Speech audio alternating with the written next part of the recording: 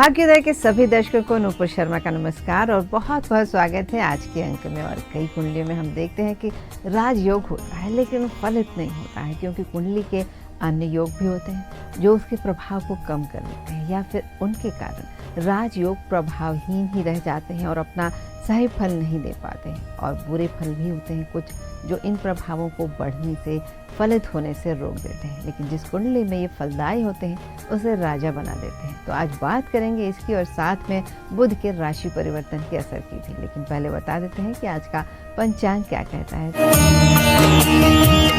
तो आज दिन है मंगलवार, तारीख है 19 नवंबर 2024 और तिथि है मार्गशीर्ष मास की कृष्ण पक्ष की चतुर्थी तिथि, जो शाम 5:28 तक है। और उसके बाद पंचमी तिथि का आरंभ होगा। आज आद्रा नक्षत्र दिन में 2:56 तक है और उसके बाद पुनर्वसु नक्षत्र शुरू हो जाएगा।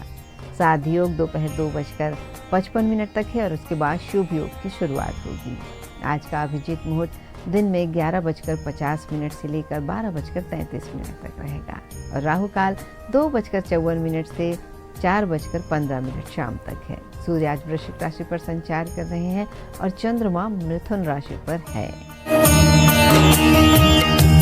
वैदिक ज्योतिष की बात करें तो हर महीने ग्रहों का गोचर जरूर होता है। ग्रह राशि परिवर्तन करने के अलावा दूसरे ग्रहों के साथ युति और कई तरह के योगों का निर्माण भी करते हैं। और वैदिक ज्योतिष शास्त्र के अनुसार ग्रहों के गोचर के लिहाज से ये महीना बहुत ही खास है। सुख और वैभव प्रदान करने वाले ग्रह शुक्र गुरु की राशि धनु में जा चुके हैं। शनिदेव कुंभ राशि में सीधी चाल चलने लगे हैं, पर शनिदेव के पिता यानी सूर्यदेव अपने नीच राशि तुला की यात्रा को विराम देते हुए वृश्चिक राशि में आ चुके हैं। और इसके बाद 26 नवंबर को बुध वृश्चिक राशि में उल्टी चाल से चलेंगे और उसके बाद इसी राशि में महीने के अंतिम दिन अस्त हो जाएंगे। बुध ग्रह जब नक्षत्र परिवर्तन करते हैं तो इसका प्रभाव 12 राशियों की वाणी, बुद्धि, विवेक, ज्ञान, तर्क, व्यापार और आर्थिक लाभ, रिश्ते और साझेदारी, इन सभी चीज़ों पर पड़ता है। साथ ही आत्मविश्वास भी बढ़ता है, व्यक्तित्व में निखार आता है। और नवंबर महीने में जैसा कि हमने बताया 2 बार बुध अपनी चाल को बदल रहे हैं। पहली बार 1 नवंबर को बुध अनुराधा नक्षत्र में प्रवेश किए थे और फिर वृश्चिक राशि में उन्होंने प्रवेश किया था। और इस तरह बुध के डबल गोचर का असर क्या होता है आज हम जानेंगे। और वृश्चिक राशि में 26 नवंबर को बुध वक्री हो जा रहे हैं और ये गोचर सुबह 7:40 पर होगा। इसके प्रभाव से नकारात्मक ऊर्जा और असफलता का सामना करना पड़ सकता है। कर्क, कन्या, धनु, मकर और मीन राशि पर इसका असर अधिक रहेगा। और फिर 30 नवंबर को वृश्चिक राशि में बुध अस्त हो रहे हैं। ये गोचर रात 8:20 पर होगा। तो बुध की स्थिति में ये परिवर्तन किन राशियों के लिए अच्छा है और किन राशियों के लिए अच्छा नहीं है, आइए जानते हैं। सबसे पहले मेष राशि की बात करते हैं। बुध इनके 8वें भाव में अस्त होने वाले हैं, इसलिए मेष राशि के जातकों को हर क्षेत्र में किसी न किसी प्रकार की समस्या का सामना करना पड़ सकता है। स्वास्थ्य को लेकर भी परेशान रह सकते हैं और बुध का अस्त होना छात्रों के लिए थोड़ा कठिन समय ला सकता है। पढ़ाई में दबाव महसूस कर सकते हैं। सेहत खराब होना, छोटे भाई बहनों से किसी बात को लेकर अनबन होना, ये भी हो सकता है। आर्थिक स्थिति में भी कुछ नकारात्मक स्थिति आ सकती है। वृषभ राशि में बुध 7वें भाव में अस्त होने जा रहे हैं। ऐसे में इस राशि के जातकों को किस्मत का साथ नहीं मिल पाएगा और कोई न कोई परेशानी सामने आती रहेगी। कार्यस्थल में थोड़ा सावधान रहें। बेकार की बहस से करियर में बुरा असर पड़ सकता है। घर परिवार की जिम्मेदारियों के कारण थोड़ा प्रेशर भी महसूस कर सकते हैं। पारिवारिक समस्याओं का जन्म हो सकता है और इस दौरान कोशिश करें कि किसी को कठोर शब्द या अपशब्द न कहें, इससे आपको हानि हो सकती है। मिथुन राशि के स्वामी बुध और इस राशि के जातकों को बहुत लाभ देंगे। इन लोगों को नवंबर में धन दौलत कमाने के मौके तो मिलेंगे ही, साथ ही करियर में उन्नति भी मिलेगी। नया काम शुरू कर सकते हैं और वाणी का प्रभाव भी बढ़ेगा। चौथी राशि कर्क, इसमें बुध 5वें भाव में अस्त होने जा रहे हैं, इसलिए इस राशि के जातकों के जीवन पर मिश्रित प्रभाव पड़ेगा और जातकों को कई तरह की मुश्किलों का सामना करना पड़ेगा। बेकार के खर्चे भी परेशान कर सकते हैं। मानसिक तनाव का सामना कर सकते हैं। रिश्तों में किसी न किसी तरह की परेशानी अवश्य देखने को मिलेगी। जीवन साथी से भी अनबन हो सकती है और अगर इस समय निवेश करने की सोच रहे हैं तो थोड़ा सा सोच समझ कर करें या फिर इंतजार कर लें। कन्या राशि में बुध की अपनी राशि है और इस राशि वालों के लिए भी बुध का गोचर और बुध की चाल में ये बदलाव शुभ फलदायी है।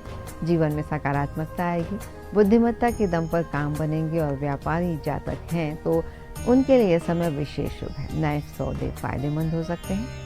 तुला राशि के जातकों को बुध कई प्रकार से लाभ देगा। आपके जीवन में सुख बढ़ेगा, आर्थिक स्थिति मजबूत होगी, सामाजिक प्रतिष्ठा बढ़ सकती है, करियर में मनचाही उन्नति मिलने से आपकी खुशी बढ़ जाएगी। और लव लाइफ की बात करें तो सफल मिलेगी, सफलता रहेगी, विवाह भी आपका तय हो सकता है। और अब बात करते हैं गोचर शब्द की, जो आप हमारी बातचीत में अक्सर सुनते रहते हैं। गोचर ये क्या होता है? ज्योतिषशास्त्र के अनुसार गम धातु से गोचर शब्द बना है, जिसका शाब्दिक अर्थ है चलने वाला। गोचर में चर शब्द का मतलब गतिमय होता है और इस तरह से निरंतर चलने वाला, यानी इसलिए एक तय समय तक जो ग्रह राशि में रहते हैं और दूसरी राशि में प्रवेश कर जाते हैं तो ग्रहों के इस बदलाव को ही ग्रहों का गोचर यानी ग्रहों का चलना कहा जाता है। और इसी तरह मार्गी और वक्री शब्द भी आप अक्सर सुनते हैं। तो मार्गी का अर्थ होता है कि सीधी चाल से चलना, और जब ग्रह सीधी चाल से चलते हैं तो मार्गी कहलाते हैं। वक्री कहलाना यानी कि ग्रह की चाल उल्टी हो जाती है। अगर कोई ग्रह आगे चलने के बजाय थोड़ी धीमी चाल से चलने लगे तो हम उसे कहते हैं कि ग्रह पीछे चल रहा है और वक्री हो गया है। और वापस जब ये सीधी चाल में आ जाता है तो कहते हैं कि ग्रह पुनः से मार्गी हो गए हैं, नक्षत्र पुनः से मार्गी हो गए हैं। और इसके बाद जो हमने शुरुआत की थी तो राजयोगों की बात की थी, तो आइए राजयोगों की भी कुछ बात करते हैं। सुख और समृद्धि के अलावा जिसके पास बहुत बड़ी सत्ता हो, शक्ति हो, जिसके आदेश का पालन लोग करते हो, वही एक प्रकार का राजयोग है। और सभी युगों का राजा कहलाता है राजयोग। जन्म कुंडली में राजयोग की कई तरह से व्याख्या की गई है और ज्योतिष में कुल 32 प्रकार के राजयोग बताए गए हैं और ये एक साथ किसी कुंडली में मिलते नहीं हैं। और यदि मिल जाए तो समझ लीजिए कि वो चक्रवर्ती होता है, विश्वविजयी राजा होता है। हमारे देश के 13वें राष्ट्रपति प्रणब मुखर्जी की कुंडली में मालव्य नाम का राजयोग था। इसके अलावा इनकी कुंडली में बुधादित्य योग, ब्रह्म योग जैसे कई शुभ योग मौजूद थे। आमिर खान, शाहरुख खान, कैटरीना कैफ ये वो नाम है जिनकी कुंडली में शश नाम का राजयोग बना हुआ है। लोकसभा में विपक्ष के नेता आडवाणी जी की कुंडली में भी विपरीत राजयोग है। और अगर आपकी कुंडली में भी इस प्रकार का कोई राजयोग मौजूद है तो आप भी इन कामयाब हस्तियों की तरह समय आने पर सफल व्यक्ति बन सकते हैं। और राजयोग के लिए बहुत सारे उपाय होते हैं। राजयोग के लिए ग्रहों का उच्च होना भी ज़रूरी होता है। यदि किसी कुंडली में ग्रह उच्च नहीं है तो ज्योतिष शास्त्र में ग्रहों को उच्च करने के लिए भी बहुत सारे उपाय बताए गए हैं। और आज के दौर में IAS, IPS, मुख्यमंत्री, प्रधानमंत्री जो सत्ता की चाबी होते हैं यही राजयोग है। इनकी कुंडली में ज़रूर राजयोग होता है। राजयोग का अर्थ पहले समय में राजा होना होता था, जिसके पास हर प्रकार की सुविधा हुआ करती थी। और बदलते समय में, आज के समय में राजयोग सरकार से पैसे लेना, राजसत्ता को चलाना, ये हो गया है। अगर किसी कुंडली में राजयोग मौजूद होते हैं तो जीवन में अच्छी सफलता, मान सम्मान मिलता है, सुख समृद्धि बढ़ती है, समाज में यश मिलता है। जितने अधिक राजयोग बनते हैं उतनी ही अधिक हम तरक्की और मान सम्मान पा सकते हैं। और इसके बारे में कुछ खास बातें इस तरह की हैं कि जब ये बनता है तो बृहस्पति ग्रह कुंडली के उच्च भाव में विराजमान होता है। बृहस्पति सभी ग्रहों के गुरु हैं। यदि वो कुंडली के उच्च भाव में हैं तो हर प्रकार की सुख सुविधा मिलती है। साथ ही जिन जातकों की कुंडली में राजयोग नहीं होते हैं उनके द्वारा यदि गुरु बृहस्पति के लिए पूजा पाठ, दान, व्रत, अनुष्ठान लगातार किया जाए तो भी वो अपार धन की प्राप्ति कर सकते हैं, अपने दुखों से छुटकारा पा सकते हैं। और जिनकी कुंडली में जन्म के समय राजयोग नहीं होता, इस उपाय से उनको भी अच्छा खासा लाभ होता है। गुरु ग्रह शुभ हो जाते हैं। कुंडली में राजयोग ग्रहों के उच्च होने पर निर्भर करता है। यदि किसी की कुंडली में ग्रह उच्च भाव में नहीं है तो कुछ उपायों से वो इसे उच्च बना सकते हैं, इसके बुरे प्रभाव को दूर कर सकते हैं। और इसके लिए घर के गमले में कनेर का पौधा लगाएं, व्रत करें, अनुष्ठान करें, पूजा करें। समाज में 10 ऐसे व्यक्ति जो सत्कर्म करने वाले हों और धनवान हो, उनके घर की एक एक चुटकी मिट्टी लाकर गमले में डालें और उसमें कनेर का पौधा लगाएं। ऐसा करने से उनकी कुंडली में भी राजयोग बन सकता है और उन्हें अपार धन की प्राप्ति हो सकती है। ऐसे व्यक्तियों को जीवन में कोई परेशानी नहीं होती है और अलग अलग संयोजनों से अलग अलग प्रकार के राजयोग बनते हैं। जैसे महाभाग्य राजयोग, ज्योतिष के अनुसार ये राजयोग सभी शुभ योगों में एक बहुत ही शुभ राजयोग है। इस राजयोग के अंतर्गत अगर किसी जातिका का जन्म रात्रि के समय हुआ हो और उसका लग्न जन्मकालीन चंद्रमा और जन्मकालीन सूर्य दोनों ही समराशि में हो तो महाभाग्य राजयोग बनता है। अगर किसी जातक का जन्म दिन के समय में हुआ हो और लग्न जन्मकालीन चंद्रमा और जन्मकालीन सूर्य विषम राशि में हो तो महाभाग्य राजयोग बनता है। ये राजयोग बनने से भाग्य का भरपूर साथ मिलता है और जीवन सुखमय बना रहता है। कुंडली में विपरीत राजयोग का भी निर्माण होता है। ये विपरीत राजयोग कुंडली के 6वें, 8वें और 12वें भाव के स्वामी के द्वारा बनता है। अगर किसी जन्मपत्री के 6वें, 8वें या 12वें भाव के स्वामी इसी 6वें, 8वें और 12वें भाव में आकर बैठ जाएं तो विपरीत राजयोग बन जाता है। इस राजयोग को साधारण भाषा में इस तरह जाने कि जब किसी कुंडली में 6वें भाव के स्वामी 8वें या 12वें भाव में बैठ जाएं या अष्टम भाव के स्वामी 12वें या 6वें भाव में बैठें या फिर 12वें भाव के स्वामी 6वें या 8वें भाव में बैठ जाएं तो विपरीत राजयोग बनता है। और ये भी 3 तरह के होते हैं: हर्ष राजयोग, सरल राजयोग और विमल राजयोग।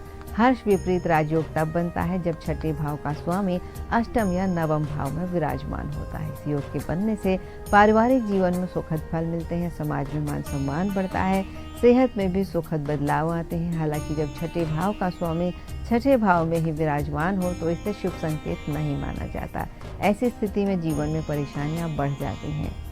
और कुंडली के अष्टम भाव का स्वामी जब 6ठे या 12वें भाव में होता है तो सरल राजयोग का निर्माण होता है। इस राजयोग के प्रभाव से जातक का बौद्धिक विकास होता है, चारित्रिक रूप से सकारात्मक बदलाव आते हैं और आर्थिक मामलों में भी राजयोग सुखद माना जाता है। हालांकि जब अष्टम भाव का स्वामी अष्टम में ही बैठ जाए तो मानसिक और शारीरिक परेशानियों से भी जातक को दो चार होना पड़ता है।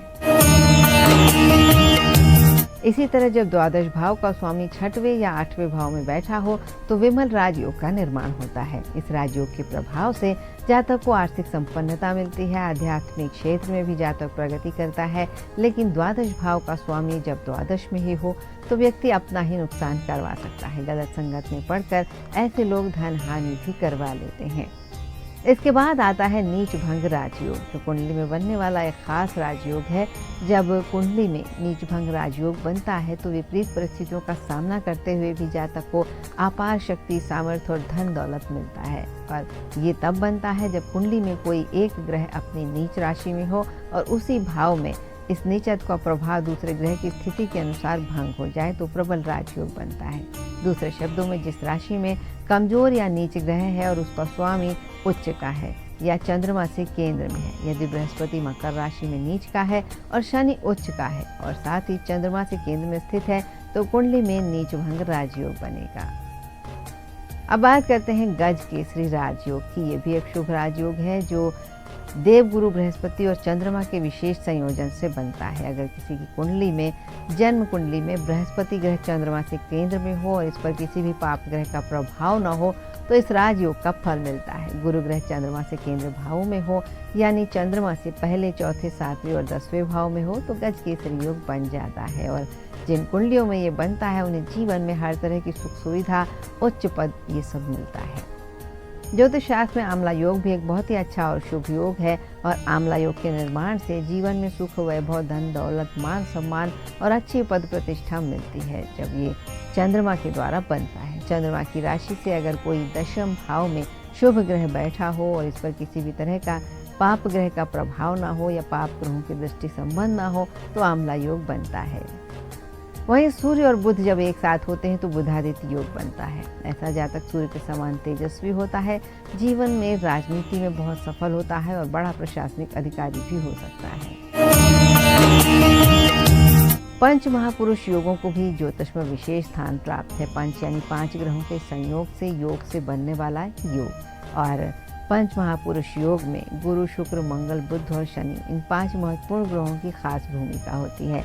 और इस योग में इन 5 ग्रहों से हर एक ग्रह के द्वारा अलग अलग तरह के राजयोग का निर्माण होता है। जैसे मंगल से रोचक राजयोग, बुध से भद्र राजयोग, गुरु से हंस राजयोग, शुक्र से मालव्य राजयोग और शनि से शश नाम के पंच महापुरुष योग बनते हैं। किसी जातक की कुंडली में यह योग तब बनता है जब इन 5 ग्रहों में से कोई एक या एक से अधिक ग्रह लग्न जन्म कुंडली के केंद्र भाव में मौजूद हो, अपनी उच्च राशि में या फिर स्व राशि में हो तो पंच महापुरुष राजयोग बनता है। पहले बात करते हैं रोचक राजयोग की। ये तब बनता है जब मंगल मकर राशि या अपनी राशि मेष या वृश्चिक में केंद्र स्थान यानी 1, 4, 7 और 10 भाव में होता है। ये योग कुंडली में होता है। जिन कुंडलियों में वो बहुत ही साहसी होते हैं और कभी किसी दबाव में आकर कोई काम नहीं करते, ऐसे जातक जहाँ भी जाते हैं इन्हें सम्मान मिलता है और राजा के समान ये शानो शौकत से रहते हैं। बुध से बनने वाला भद्र राजयोग मिथुन या कन्या राशि में बनता है। ये योग जिनकी कुंडली में होता है वे काफ़ी बुद्धिमान और व्यवहार कुशल होते हैं। अपने व्यवहार और बुद्धि से लोगों की प्रशंसा पाते हैं। बुद्धि और चतुराई से ऐसे लोग अपने कार्य क्षेत्र में उच्च पद प्राप्त करते हैं।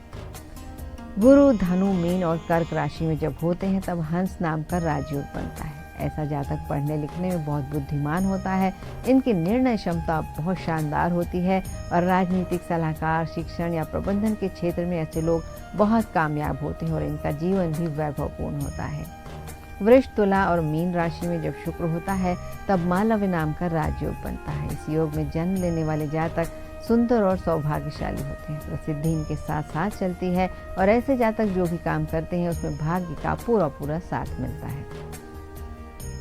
और जब शनि देव अपनी मकर राशि और कुंभ राशि में होते हैं या अपनी उच्च राशि तुला में होते हैं तब शश नाम का राजयोग बनता है। इस योग में जन्म लेने वाले जातक धीरे धीरे सफलता की चीजें चढ़ते हुए समाज में यश और प्रसिद्धि प्राप्त करते हैं।